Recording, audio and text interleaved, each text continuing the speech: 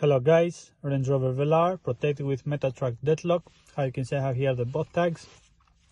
And when I press the brake, attempt to start the vehicle is not starting. That is because we didn't disarm the tracker. So how you can do that is by pressing the button. It gives you seconds, then you press the brake and you start the vehicle. That's how your vehicle can start with the Metal-Track Deadlock. Protect your car before it's too late.